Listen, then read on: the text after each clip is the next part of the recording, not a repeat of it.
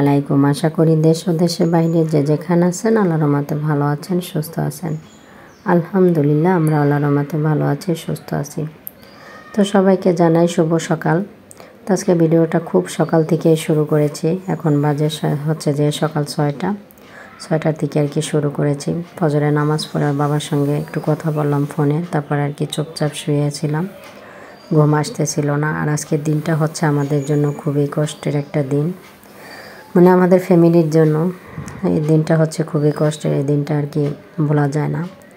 এই দিনে আমার ভাইয়ের ছোট মেয়েটা পৃথিবী ছেড়ে চলে গেছে। মানে বলতে বলতে কিভাবে যে 2 বছর চলে গেল বলতেও পারলাম না, বুঝতেও পারলাম না। আমার ভাইয়ের মেয়েটা যখন ক্লাস 8-এ পড়ে তখন হঠাৎ করে তার আর কি ক্যান্সার ধরা পড়ছে, ব্রেস্ট ক্যান্সার হয়েছিল। কিন্তু চিকিৎসা করেছিল, করলে হবে কি, অপারেশনও করছিল। অপারেশনের 5 দিনের দিন আর কি সে হঠাৎ করে পৃথিবী ছেড়ে চলে গেছে। মানে এই জন্য এই দিনটা হচ্ছে আমাদের ফ্যামিলির জন্য খুবই কষ্টের দিন। মানে এটা বলে যে কেমন লাগে নিজেও বলতে পারি না। মানে এত কষ্ট লাগে যে এই বয়সে যে আমার ভাইয়ের মেয়েটা চলে যাবে আমরা কখনো ভাবতেও পারিনি। তার কথায় বলে না যে আসার সিরিয়াল আছে কিন্তু যাওয়ার কখনো সিরিয়াল নাই। এটা একদম বাস্তব সত্য। মানে কে যে কখন চলে যাব পৃথিবী ছেড়ে কেউই বলতে পারি না। কিন্তু আমার ভাইয়ের মেয়েটা যে এই বয়সে 15 বছর বয়সে সে মারা যাবে, পৃথিবী ছেড়ে চলে যাবে, এটা কিন্তু আমরা মনের ভুলেও কল্পনা করতে পারিনি যে সে মারা যাবে বা তার এরকম একটা অসুখ হবে। আসলে হচ্ছে সবই আল্লাহ পাকের ইচ্ছা। আল্লাহ পাক যারে যখন ডাক দেবে সে তখনই চলে যাবে। তারপর আমরা এই পৃথিবীতে থাকার কত আশা করি, কত বড়াই করি, কত বলি যে আমার বাড়ি, আমার গাড়ি, আমার ঘর, আমার দুয়ার, আমার সম্পদ। আসলে হচ্ছে আমার কিছুই না। আমার ছেলে, আমার মেয়ে, এগুলি আমার কিছুই না। আমার একটাই শুধু আমল আর ইমান। এই দুইটা যদি আমার ঠিক থাকে, যখন আমি মারা যাব এই দুটোই আমার সঙ্গে যাবে, ছাড়া কিছুই যাবে না।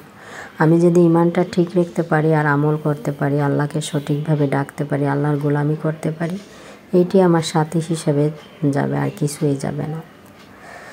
এই জন্য মানে যখন চিন্তা করি যে আমার সব কিছু, আবার যখন এইগুলো চিন্তা করি যে না, চোখ বুঝলে দেখা যায় কিছুই আমার না।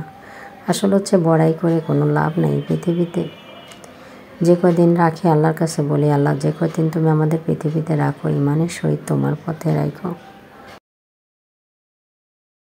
তোমার আমল, তোমার গোলামি যেন করতে পারি, তোমার ইবাদত যেন করতে পারি, সঠিক পথে চলতে পারি।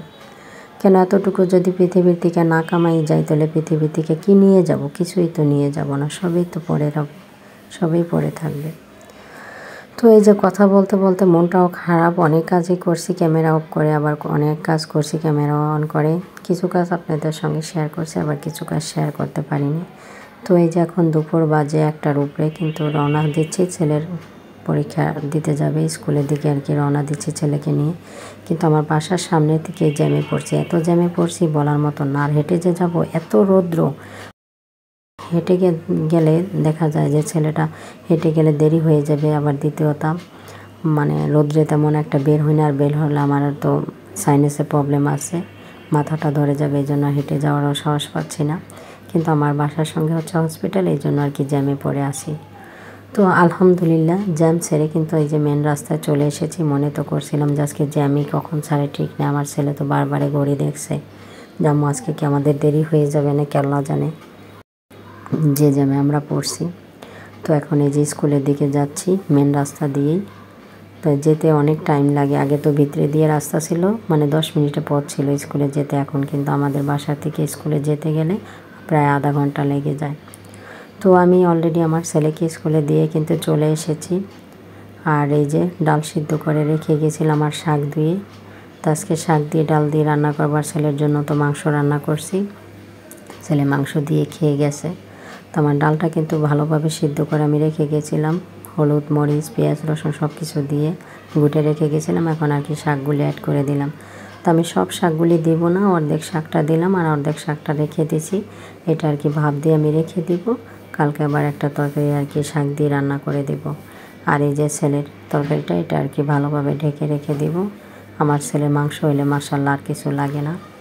তো এই যে আমার শাক তরকারিটা কিন্তু হয়ে এসেছে। তো এখন আমি শাক তরকারিটা তেলে দিয়ে নেব। এখানে তেলে দেওয়ার জন্য আর কি রসুন পেঁয়াজ দিয়ে দিয়েছি, আর সেই সঙ্গে একটু শুকনো মরিচ দিয়েছি যাতে ফ্লেভারটা সুন্দর আসে আর খেতেও ভালো লাগে এই জন্য।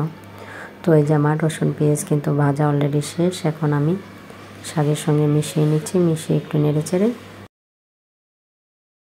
তো এই যে আমার শাক তরকারি হয়ে গেছে, আর এই যে বাকি শাকগুলি আমি এখন ভাপ দিয়ে নিব, নিয়ে আর কি ফ্রিজে রেখে দেবো। তো অনেক কথাই বললাম, যদি আমার কথায় কোনো ভুল ত্রুটি হয়ে থাকে তাহলে আমাকে ক্ষমার দৃষ্টিতে দেখবেন আপনারা। আর আমার ভাইয়ের মেয়েটার জন্য দোয়া করবেন, আল্লাহ পাক যেন ওকে জান্নাতবাসী করে। তো সবাই ভালো থাকবেন, সুস্থ থাকবেন। আজকে এ পর্যন্ত, সবাইকে খোদা হাফেজ।